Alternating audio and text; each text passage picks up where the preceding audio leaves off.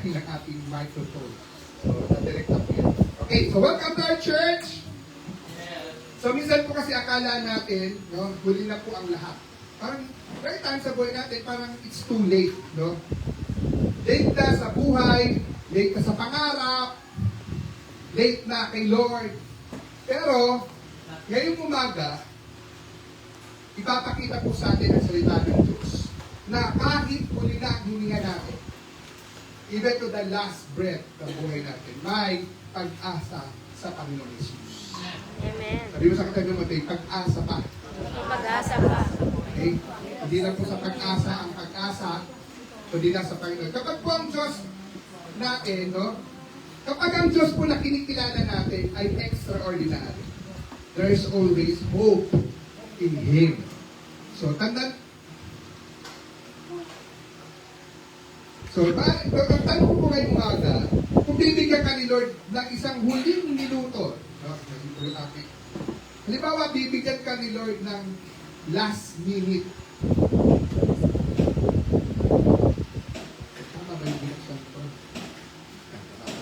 So, halimbawa po, binigyan tayo ng last minute ni Lord, ano ang sasabihin mo sa kanya? For example, I'm just giving you a last minute. What will you say to Him? Tahimik lang muna, mag-isip-isip ka, ano ka pa sabihin ko? No? Kasi may isang tao ko sa Bible, isang magnanakaw, nasa huling minuto ng buhay niya, nakatagpo ng walang hanggang pag-asa sa Diyos. Okay po. Kaya po, sa ating po pagpapatuloy, this year ng ating team ay Extraordinary Life with an Extraordinary God. No? So, tatan po natin, no? Ang pamagat po ng ating pong mensahe ngayong umaga ay Thief on the Cross. So, kung kayo nag-T for T, alam niyo na yan. No, alam niyo itong story na ito. Sa mga second lesson ba ito? No? Parang sa T for T, no? So, mamaya ngayon po, huhukayin natin ang kanyang kwento. So, yan po ang ating tema sa umagang ito. Hope in the Thief on the Cross, hope at the last minute. No?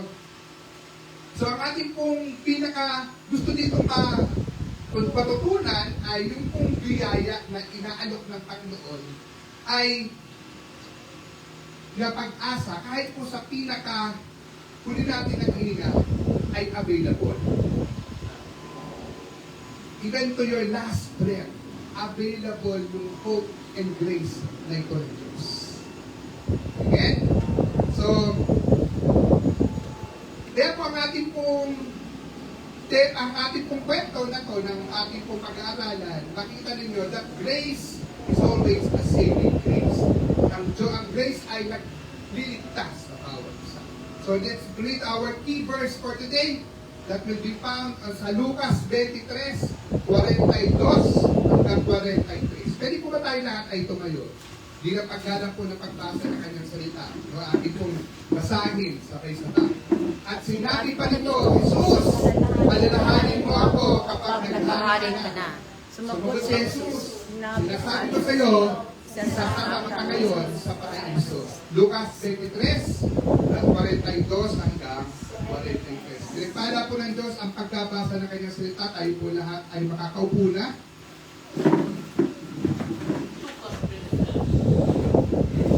Maaari ka, Pastor, kada ko bagong taon pa lang, parang mahal na araw na. Kasi ito po madalas ay tinatalakay tuwing Semana Santa. Lalo na pag nandun tayo sa 7 Palabras. So that 7, yung laso yung 7 word ni Lord on the cross, isa po siya sa binagay. Kakala po rin, maghanap po kayo ng bilang ang bilo-bilo mamaya. Wala po. No? So, tignan muna natin ang background. Ito pong ating pag-aaralan ngayong umaga.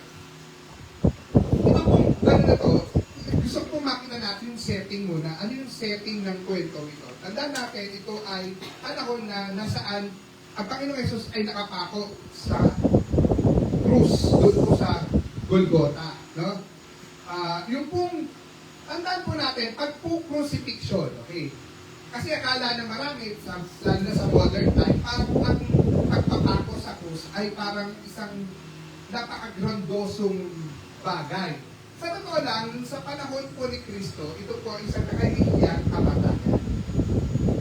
Pag ikaw ay namatay at namatay ka sa krus, ibig sabihin na ikaw na ang pinakamasama at walang kwentang tao na nilalang sa mundong ito.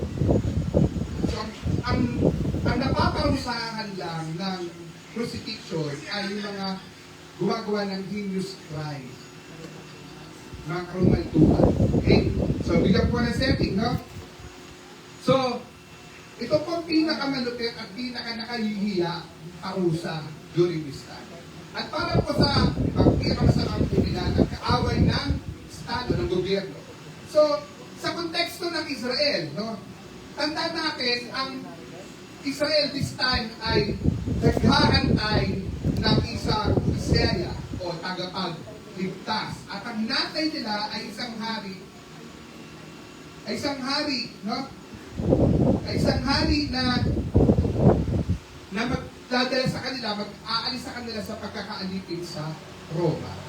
At inaasahan po nila, hari, darating na tagapagligtas, hari, magdirigma, tagapagpalaya. So, very powerful, very influential, very radical, no? Pero ang dumating ay si Jesus, tagapagligtas sa krus.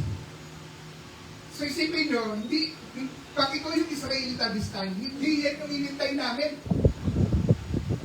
Hindi yan yung hari na inintay namin, mamamatay sa krus. Yak!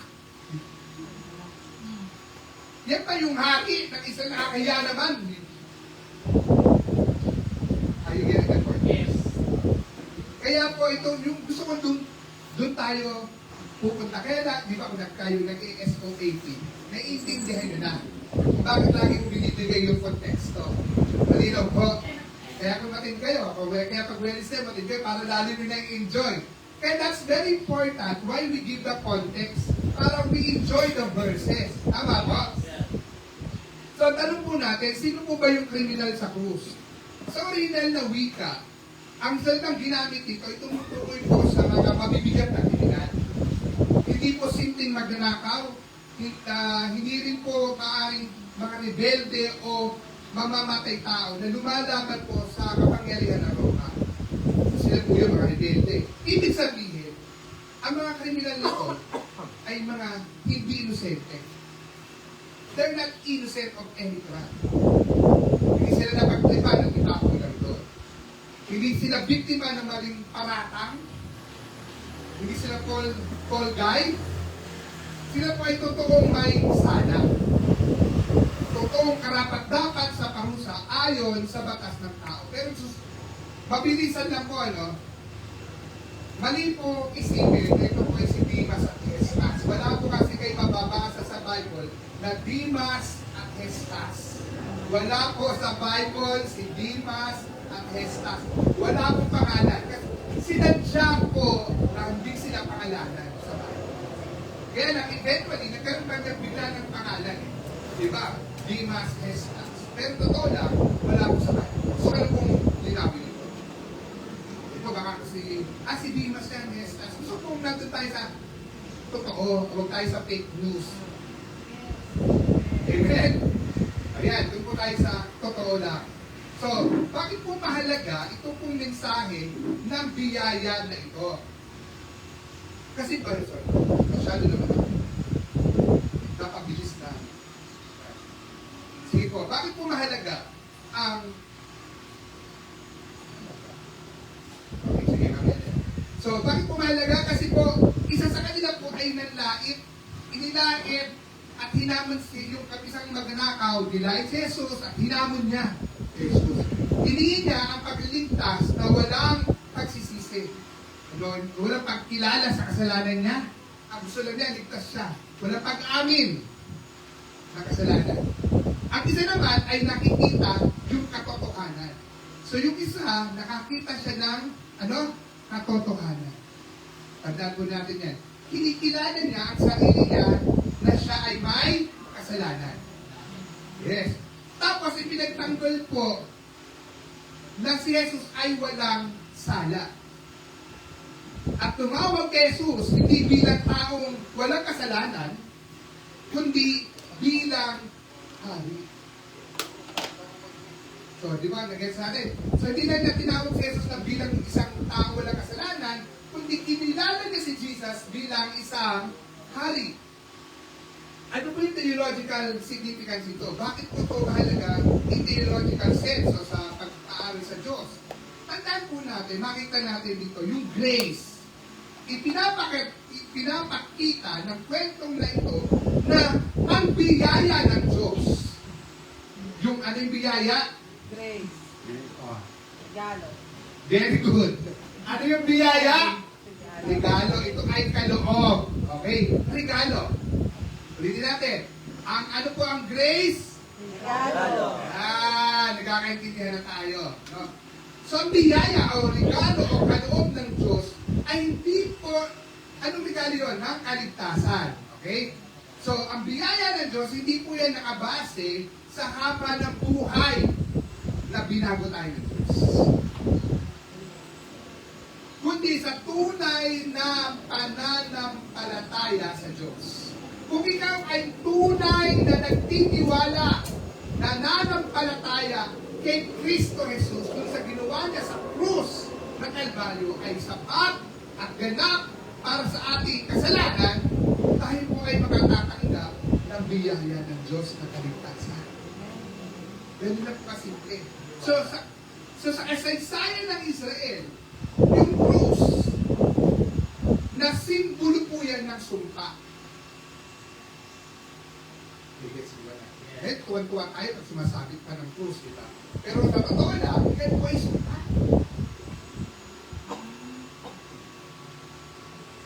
Sa original na kwento, ang cross ay isang sumpa. Naiintindihan po ba lang? Parang wala nakikinig. Okay, naiintindihan po. Pero ginamit ng Diyos bilang daan ng kaligtasan. So itong sumpa ng cross, itong cross na to na sumpa, ang siyang ginamit ng Diyos bilang isang gate of heaven. Pintuan para makapasok tayo sa kalangitan. Yes. Ulitin ko, hindi po yung cross ang nagligtas, kundi yung biyaya ng Diyos. Yun po ang nagbukas lang sa atin para tayo ay magkaroon ng pagpasok sa langit. Sige ito na. Amen. So kahit maglagay-lagay tayo ng cross sa ating katawan, hindi tayo maliligtas niya. Kung hindi ka nagtitiwala kay Kristo Jesus. Yes. Baliwala ang lahat ng paghihirap mo, pagbibitbit mo, paghihila mo ng nubel. Kung wala si Kristo Jesus, kung sa puso mo, at ikaw ay nagtitiwala sa Kanya, sa ginawa niya, hindi tayo maliligtas. Kaya po, ang kriminal sa krus ay naging buhay na patotoo na ang Mesayas o tagapagligtas ay hindi lang basta hari ng Israel, kundi tagapagligtas ng lahat ng mga makasalanan. Kahit sa huling sandali. Kaya kung minsan, mga kapatid, ang isang kriminal na wala nang ipagmamalaki, walang maiaalay, walang oras para bumawi, ay tinanggap ni Jesus. Gano'n pa kaya ang sino mang lalapit sa Kanya na may pananampalataya sa kayo? Hindi na po ba? So are you ready? So nahukay na po natin. So ang ating konteksto, ang ating babasihan. So let's now go to the first point. Now, makita natin, ang unang-una natin kumayan, yung grace revealed in the midst of suffering. Kasi nakita natin, sa gitna ng paghihirap, nandoon mahayan ang biyaya ng Diyos. Si Jesus on the cross. So, tingnan po natin, sabi po sa Lucas 23:34, sabi na rito, Ama, patawarin mo sila sapagkat hindi nila alam, ang nalalaman ang kanilang ginagawa. Mga talaga, Pastor, Nililimlag mo kami. Biyernes Santo talaga ito. Mga kapatid, pakinggan niyo kung mabuti. I want you to listen very, very carefully. Yung unang salita ni Jesus sa krus, hindi po reklamo. This is the first word of Jesus. Hindi siya nag-complain. Hindi siya nagreklamo sa kanyang ama. Panginoon. Hindi reklamo. Kundi ano? Analangin. He uttered a prayer. Sabi niya, hindi niya sinabi, Ama! Bakit mo ako iniwan? We could then call them later or sa ibang pag-aaral natin. Hindi niya sinabi, Ama! Parusahan mo nga itong mga to! Hindi pag-iingat dapat diba kung ikaw si Jesus? We tend to get even. Kung yan ko, nakapagganag, di ako pinilala bilang Diyos. Ako nga yung may-ari sa iyo, buhay naman, buhay ko yan eh. Gagating na, hindi sinabi. Kundi ano sinabi niya, Ama, tatawarin mo sila. So habang si Jesus, imagine this on the cross. Gusto ko po, bumalik tayo dun sa cross. Imagine Jesus was suffering with pain, with agony, with hurts. Kasi sugatan siya. Hindi lang po kasi sugat. Talaga para po inararo ang kanyang katawan. Hindi siya nakilala bilang tao. Totoo lang. Ang itsura niya po, hindi yan katulad ngayon na parang pogi. Parang hindi po. Halos parang wala po ulong. Wala po. Hindi mo siya na makikilala. Puro sugat at dugo ang makikita mo. But habang nararamdaman niya yung hapdi, sakit, hirap, sabi niya, siya po ay nagpatawa. Amen. Habang siya ay hinahatulan ng tao, siya ay nagpapalaya. Di po ba, kung kayo yun si Jesus, napakasarap. Iparamdam sa kanila yun. Diba? Kung if you were Jesus, you can understand. And that's very understandable. Pero hindi niya ginawa. Sa halip, pinalaya niya tayo. Sa oras na hinihila ang mga kamay niya, ipinapako ang mga paa, tinatawagan siya ng tinagtatawanan siya ng mga sundalong Romano, pinamalit ng mga tao, si Jesus nakatingin pa itaas. Hindi mabalik sa mga tao. Nakikipag-usap siya sa kanyang ama. Hindi para bumati sa tao. At pansinin niyo, sinabi niya, sapagkat hindi nila nalalaman ang kanilang. Ang damit natin yung sinasabi. Bumaba siya sa makitid na pagkaunawa ng tao.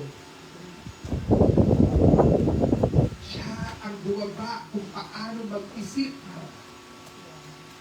Hindi niya sinabing, intindihin mo ako. Are you getting the point, guys? Hindi ibig sabihin ito, wala na po sila kasalanan. Ang ibig sabihin ito, bulag sila sa bigat ng kanilang ginagawa. Kaya ito mo ni Jesus ay hindi po galit, kundi awa. At ito mo ni Jesus na awa, kasi alam ni Jesus, hindi naman talaga nila naiintindihan ng tao ang bigat ng kanilang ginagawa, kagaya natin ngayon. Hindi natin naintindihan yung laki ng kasalanan natin sa Diyos. Kaya Diyos ang umuunawa sa atin. Sa panalangin ito, tinutupad ni Jesus ang propesiya ng paglingkod na mamamagitan para sa mga makasalanan. So si Jesus po kasi, talagang siya yung hinula siya na siya ang magiging tagapamagitan ng Diyos at mga makasalanan. Siya yung magiging mediator. So nakita nyo na siya ang namagitan sa Ama. Sabi niya, Ama, patawarin mo sila. Kasi bakit? On behalf of the sinners, ako na lang. On behalf of the city of Lord, ako na lang pagtingnan niyo, huwag na sila. Can you get the point? At ang mismong misyon niya bilang tagapagligtas na doon pa lang natutupan na ni Jesus. So dito pa lang, bago po magsalita, sinabi po itong statement ni Jesus na to, bago po magsalita yung mga tao. Ulitin natin, nauna muna to bago magsalita yung magnanakaw. Kaya dito ko muna to inaangkla yung pag-uusapan natin. Kasi gusto kong makita ninyo yung bigat. Are you getting the point now? Yes. Nasusundan niyo ako? Yes. Ay, salamat. So dito pa lang, no, umaagos na yung biyaya. Dito pa lang, yung regalo ng Diyos, yung awa ng Diyos, yung habag ng Diyos, umaagos na. Ibig sabihin, ang grace, hindi po siya isang reaction ng Diyos sa pag-nagsisisi. Iko, yung biyaya ng Diyos, hindi siya isang reaksyon ng Diyos dahil nagsisi ka.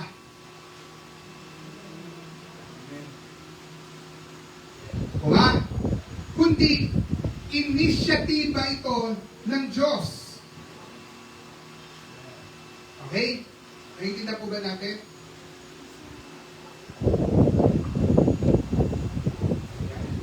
So, ibig sabihin, ang grace, hindi reaction ng Diyos sa pagsisisi ng tao, kundi inisyatiba ito ng Diyos para iligtas ang tao.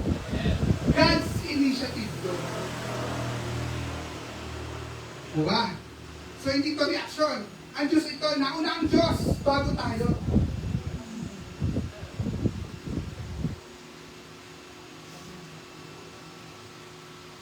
Kaya po mga kapatid, alam nyo minsan, nagsasabi ka lang ng, sorry po. Minsan, di ba pag iba nag-grocery ka, nasagi ka. Tatapakan yung, yung dulo ng daliri mo, yung kuko mo. Alam mo, bagong cutics eh. Bagong cutics ni Cheche. Kuya, kanina pa ako dito. Ate, may pila po. Galit na! Mas ready ka pa makipagdebate. Konting sagi lang yun, nakaready ka ng dumipensa.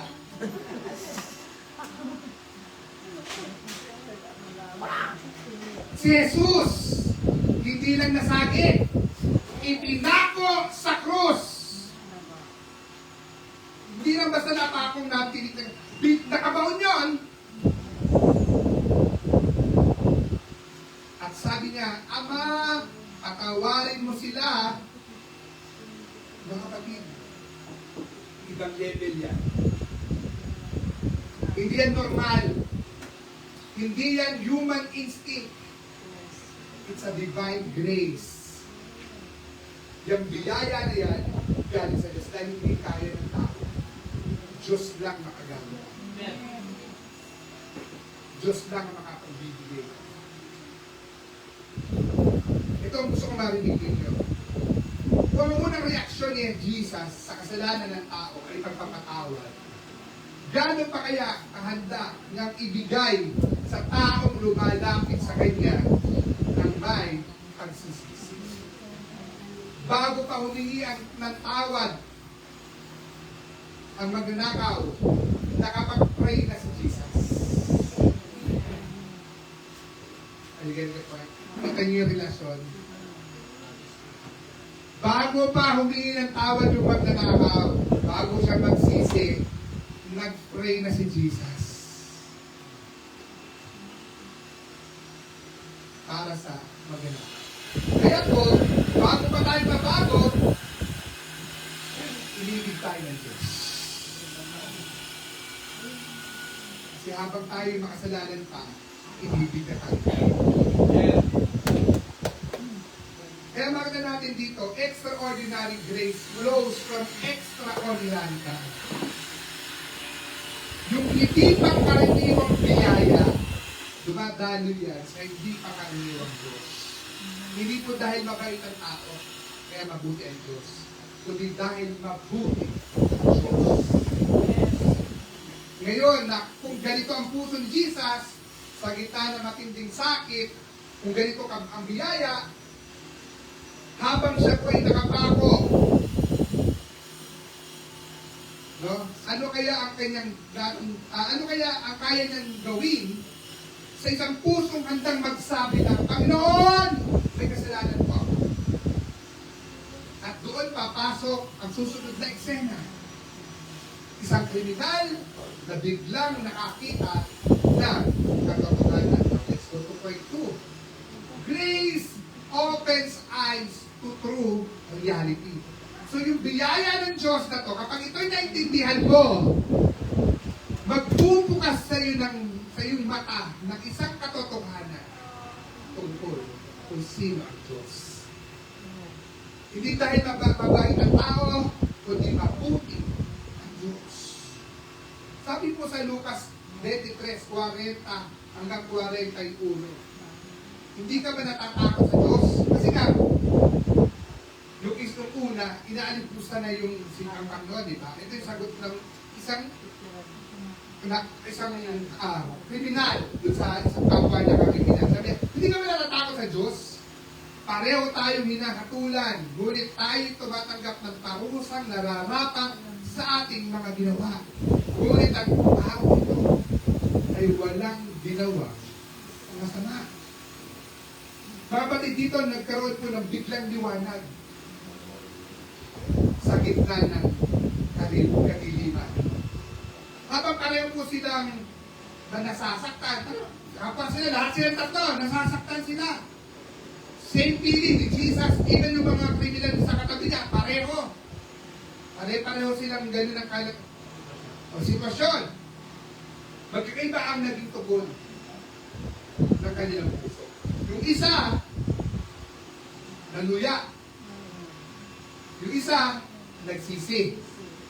Ang isa magnanakaw na ito, walang time. No? Tingnan po natin, no?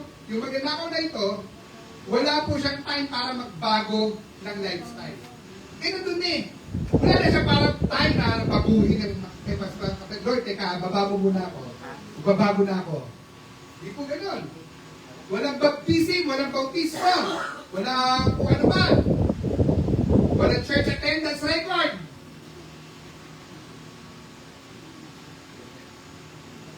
Walang ministry involvement. Hindi leader, di man nakasama sa team of team, di man nakakolab-kolab yan, di ko wala pa nga. Pero meron siyang isang bagay na mas mahalaga kaysa sa lahat ng yan. Siya po ay meron siya totoong pagkakilala sa sarili na siya ay kasalanan. That's one of the key ingredients para ma-appreciate ng tao ang biyaya. Hanggat ang isang tao hindi niya kinikilala ang sarili niya na siya ay makasalanan, hindi siya maghahanap ng pagpapalagos. So narito muna, inamin niya muna na makasalanan siya at kailangan niya ng kapatawaran ng Diyos.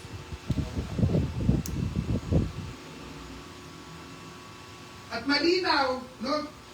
Yung pagkilala sa kabanalan at konsiderasyon ni Jesus. Alam niya banal si Jesus. Kinilala niya yon, ang kabanalan niya, wala, nagigets po ba natin? Yeah. Kaya mga kapatid, hindi niya sinabi, Jesus, hindi naman ako ganito dati. Hindi sinabi, biktima lang po ako ng sistema.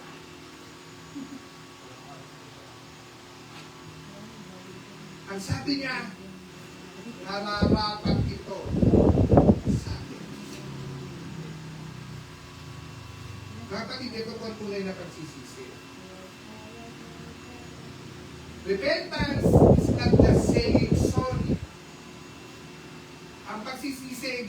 man lang nagsasabi na, Lord, sorry po. That's not repentance. Alone. That's not complete. Ang repentance is agreeing with God. Ang pagtunay na pagsisisi, hindi lang basta umamin na makasalanan ka. Kailangan, nandun nyo na yun, Lord, mula po ngayon, aayon na po ako sa iyo.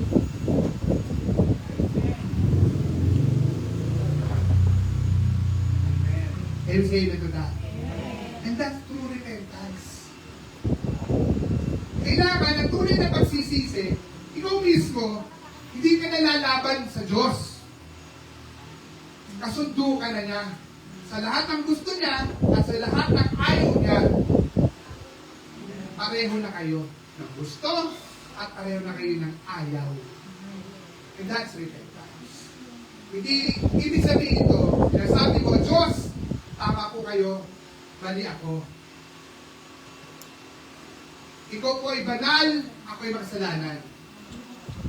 At pansinin nyo, habang kinikilala ang sarili na tayo'y makasalanan, ipinagsatanggol niya ang walang sala na si Jesus. Ang tao ito ay walang ginawang masama. Kaya po sa krus, mga kapatid, ang kriminal na ito ay napapansin nyo, wala naman po siya pag-aaral ng theology. Bibigyan mo natin ng midweek insights to eh. Walang certificate na siya'y nag-training kay pastor. Wala kay every Wednesday, wala ka eh. Kaya isa doon, wala. Naiintindihan natin. Pero, tama ang kanyang Christology. Ano Christology, pastor? Yung pagkaunawa ng pagiging Kristo ni Jesus. Kilala niya kung sino si Kristo. Alam niya ang pagiging Kristo ni Jesus. Nakita niya, si Jesus ay hindi lang inosenteng tao, kundi ang matuwid sa gitna ng mga makasalanan. Alam niyo, minsan kailangan mo talaga bumagsak bago makita ang katotohanan. Minsan si Lord, inaalaw niya na magkaroon ka ng malaking pagkakamali sa buhay mo. Inaalaw niya na ikaw talaga ay malagay ka doon sa maling desisyon, maling pagkakamali, mabigat na pagkakamali mo nagawa para makita mo ang katotohanan kung sino ang Diyos. Minsan doon ka lang laging mananahimik kasi.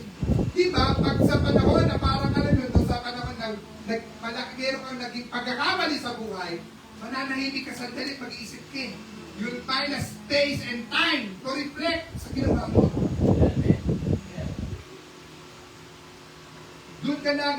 Doon ka lang na tumitigil na sa kalidepensa sa sarili. Kapag nangyari na yung isang consequence na ginawa natin. Diba? Kasi habang ginagawa mo yung mali, kaya lang naman ako ganito kasi ganito eh. Kaya lang naman ako nagiging ganito, kaya ginagawa ko kasi ganito eh. Marami tayong tuturo, marami tayong sinisisi. Nagiging parang, di ba? Nagiging ano natin, parang kumbaga, yan ang nagiging justification natin sa sarili natin. Tandaan po natin, dun, sa time na tayo ay bumagsak, nanahimik, dun tayo, alam mo, hindi po tayo ayos ng Diyos. Hindi ka inayos ng krus. Hinihila ka ng Diyos, ng krus, pabalik sa Diyos. Kasi kapag nakita mo sa kung gaano mo kailangan ang biyaya, kasi ganun po eh. Kaya maraming tao, konting kapit lang sa Diyos. Alam niyo ba yun? Yung kung kumapit na kasi ganyan lang, parang mareklaro. Kasi hindi nila nakikita ang biyaya ng Diyos sa buhay nila. The greater grace you see, the greater hunger for Jesus. Pag gusto mong tingnan ang sarili mo na pinakawalang kwentang tao, lalo mong makikita kung gaano kagaling ang Diyos sa buhay. Amen. Kasi kapag nakita mo kung gaano ka kailangan ng biyaya, doon ka pala tunay na handang tumanggap ng biyaya. Kaya mga kapatid, marami pong tao, sorry pa, pupusin ang papa. Matagal na nagsisimba, pero di pa nagsisisi. Amen. Maraming alam sa Bible, pero hindi pa po nagpapasama sa Diyos. Pero itong kriminal na ito, isang sulyap sa krus, isang tapat na pag-amin, at nagbago ang direksyon ng kanyang walang hanggan. Amen. Amen. Grace opens your eyes before it changes you. Kaya sa atin, ang biyaya ng Diyos, magbubukas sa iyong mga mata, bago kanya baguhin. Bago nakadalhin ni Lord sa paraiso, kailangan ka munang dalhin sa katotohanan. Amen. Ngayon, kapag malinaw na sa'yo, kung sino ka talaga, at kung sino si Jesus talaga, may susunod po na hakbang. Hindi lang pag-amin, hindi lang pagkaunawa, kundi isang simpleng pakiusap mo na puno ng pananampalataya, at yan ang susunod natin makikita. Are you ready? Yes. Susundan ko ba? Grace responds to simple, sincere faith. Sabi niya, Jesus, alalahanin mo po ako. So yung biyaya, tumutugon siya dun sa mga simple o kaya pero sincero na pananampalataya. Sabi po sa Lucas 23:42, at sinabi niya, Jesus, alalahanin mo po ako kapag ikaw ay naghahari na. Kapatid, kung babasahin yan ng mabagal, wala kang makikitang magarbong salita. If you will read over and over, walang mabulaklak na salita. Very plain and simple. Straightforward. Walang pa-quote na awit, walang according to this, to the prophets, walang pangakong babawi o magbabago. Isang pangusap, isang hinga lang, isang pangalan lang. Ang sabi niya, Jesus. Walang mahabang prayer. Walang religious words. Isang simpleng pakiusap. Ano pakiusap niya? Jesus, alalahanin mo po ako. At pansinin niyo mga kapatid. Hindi niya sinabi, Jesus, iligtas mo ako ngayon. Hindi niya sinabi, baba tayo sa krus, Lord. Ang hinihinga ay relasyon, hindi rescue. Sa gitna ng kamatayan, umaasa siya sa paghahari ni Jesus.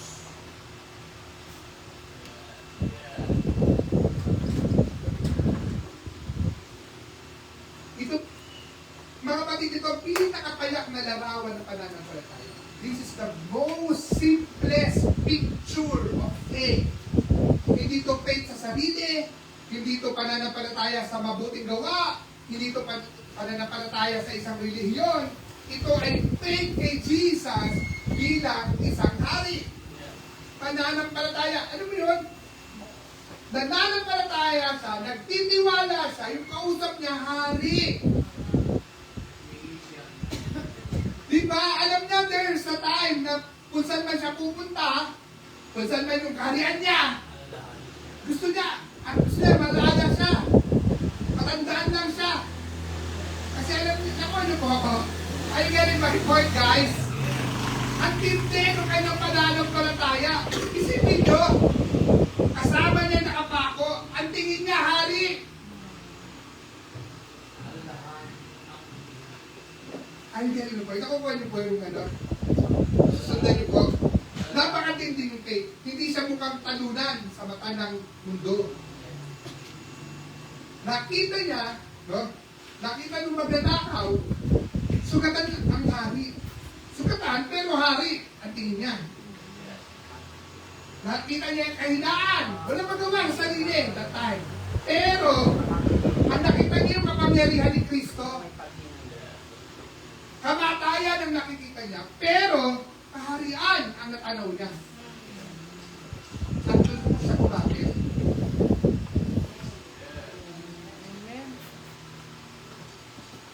Are you ready, guys? Buhay pa ba tayo? Yes. Hindi niya sinabi, Jesus, deserve ko to. Jesus, mabait naman ako dati. Jesus, babawi ako pag nakaligtas ako. Sinabi niya lang, Jesus. Simpleng-simple. Jesus. Mga kapatid, minsan yan lang talaga yung kaya mo sabihin. Pagod ka na. Wala ka nang may pangako. Wala ka nang may pagmalaki. Ang gusto mo marinig ito, sapat na po yun. Sapat na yun para kayo. Sabi mo.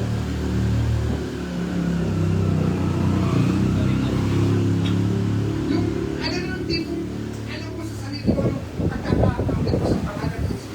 Yung sapat na po. Maraming tao na itisod dahil sa akala nila, kailangan muna ayusin ang buhay. Kailangan muna gumaling bago magtiwala sa Diyos. Kailangan muna maging karapat-dapat bago gumaling sa Panginoon. Pero ang pananampalataya ng magnanakaw, nakita natin ito, nagtuturo sa atin na isang mahalagang katotohanan, and this is what the truth is. Faith is not about how long you believe, but how you believe in Jesus.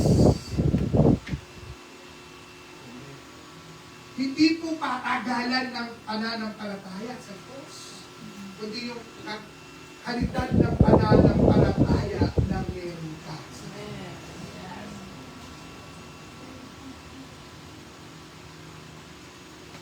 Amen po ba? Kaya hindi mo tanong ni Jesus, ilang taon ka na naniniwala? Hindi mo ganun ang tanong ni Jesus. Hindi, ilang beses na po ba kayo nagsisimba? Hindi ganun ang tanong ni Jesus. Tinanggap niya ang isang pusong kumakapit sa Kanya.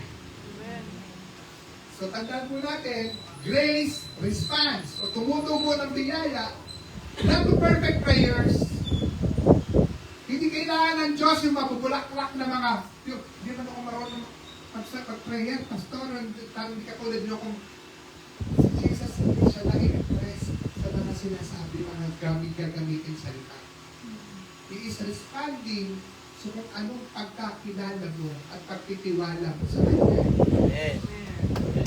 Alam niyo po, one time, to life story ko. May isa pong pastor, revivalist po siya, evangelist. Nagkasakit po siya, talaga nakatitig. At sabi niya, itong pastor na to, naniniwala siya, kasi ang mga alam po ba yung mga bata, matindi yung mga pananampalataya niya. Kasi talaga pag nanampalataya ang bata, talagang, kung kaya mo yung mga temporality, talagang kapit yan kay Lord. Eh minsan po, sabi niya, ay, nagpa-pray siya sa anak niya. Ang anak niya, 6 years old. Can you please pray for daddy? Daddy is sick. Sige, okay, daddy, I pray for you. Sabi ng bata, ano yung prayer ng bata? God is good. God is great. Thank you, Lord, for this food. Amen. Dumaling. Totoo to. Totoo to. Yung prayer ng bata is about the food, pero naniniwala sa magagalingin sa ni Jesus. So wala sa word, nasa faith.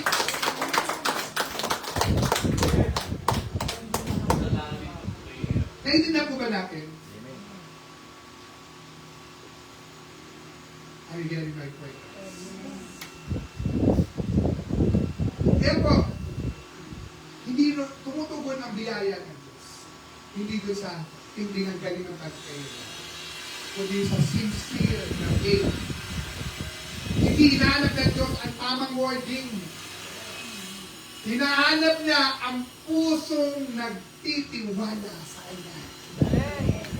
At ngayon mga kapatid, kung simpleng panawagang Jesus ay tinugon ng langit, hindi na ba kayo sagot ni Jesus? Ano? Dahil ang susunod natin sasabihin niya ay hindi lang sagot sa isang kriminal, kundi pangako para sa lahat ng sumasampalataya. At dito papasok ang pinakamakapangyarihang salita sa buong kwento. Grace secures an eternal promise. Ngayon din. Diba? Ang tindi. Sabi po ni Jesus, no, sa Lucas 23:43, sinasabi ko sa iyo, ngayon din ay isasama kita sa paraiso. Mga kapatid, ito po ay marahil ang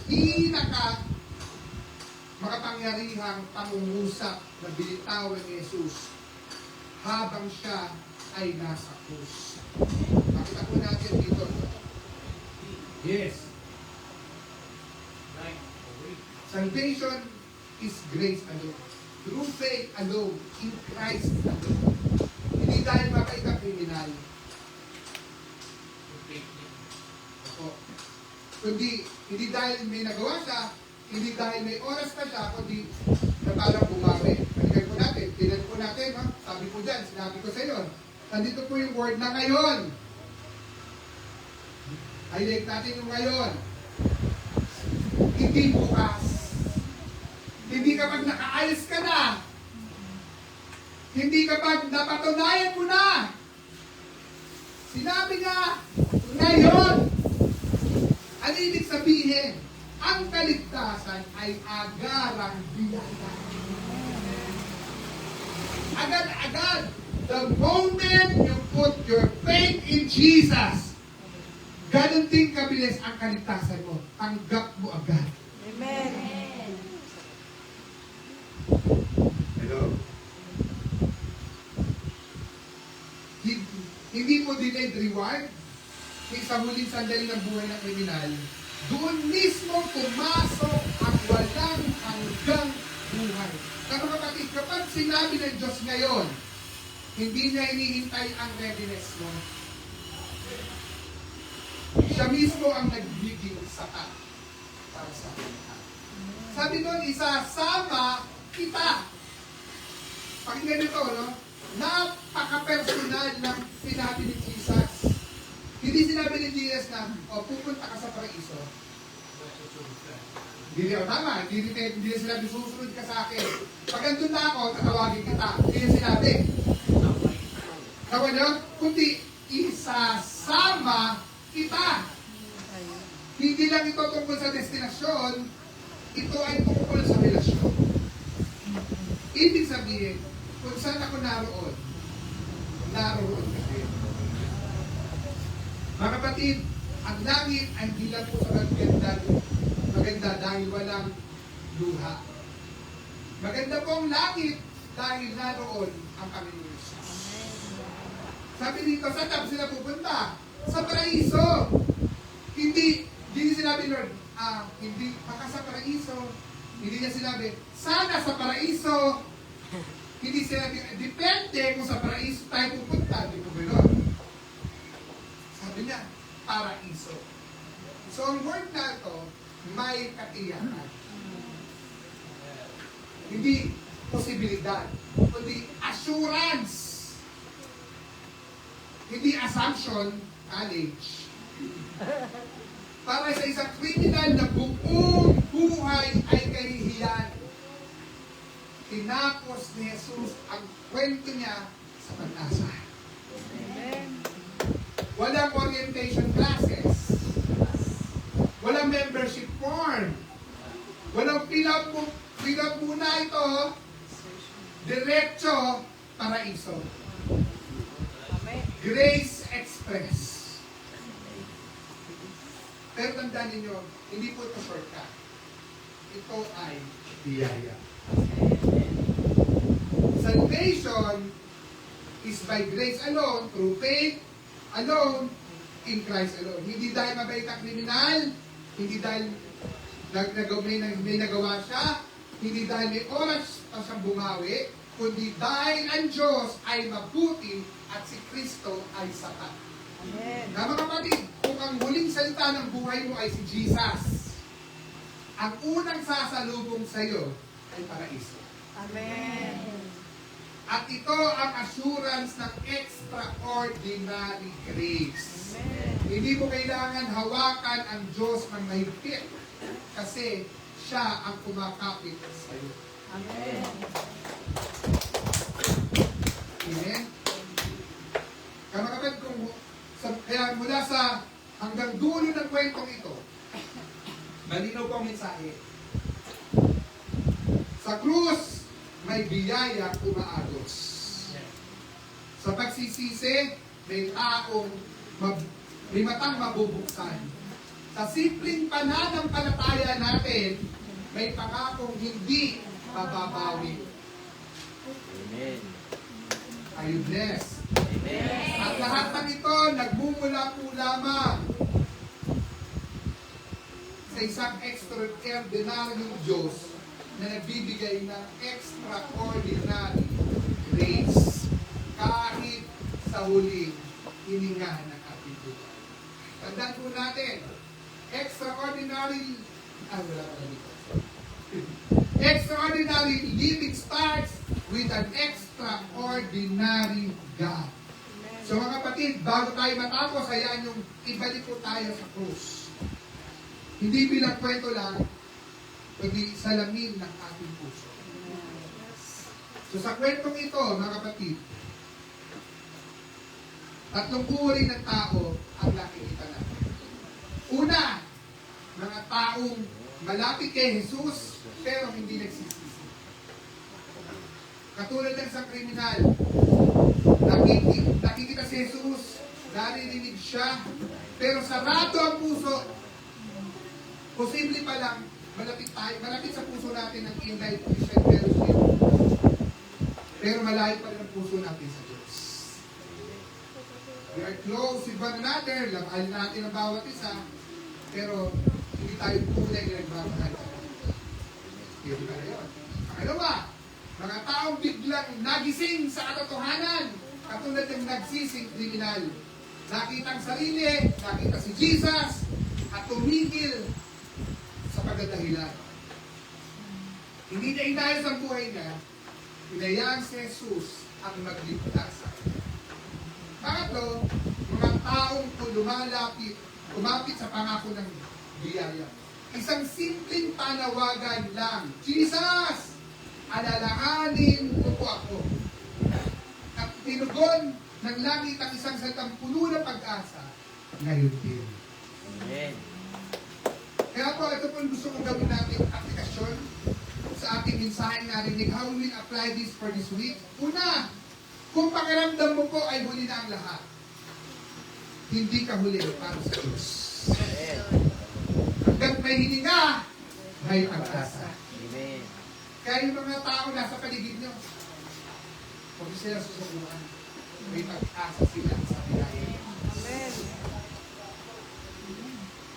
Pag-asa pa. Kung matagal ka na nagsisimba pero hindi pa sumusuko, tandaan po natin, hindi attendance ang kailangan ng Diyos. Puso. Amen. Kung pagod ka na at wala ka nang ipagmamalaki, hindi hinahanap ni Jesus yung karapat-dapat ka. Hinahanap ka niya dahil mahal ka ng Diyos. Ang mga kapatid, kung kaya nyo, umikit muna tayo sa dali. Kung ikaw inanin ko ngayon at nagsasabi, Pastor, pakiramdam ko, hindi ko ngayon. Marami akong maling desisyon. Wala na akong may makakapitер. Gusto ko sabihin sa'yo kapatid, ikaw ang dahilan kung bakit may krus. Kung ang panalangin mo ngayon ay simple, Jesus, alalahanin mo po ako. Kung yan ang panalangin ng puso mo, hindi ka nag-iisa. Gusto ko kung po ay tunay na buksan ang isipan mo sa katotohanan. So, magkaroon ka ng katiyakan na meron kang kaligtasan. Ito po yung panahon na magkaroon tayo ng prayer.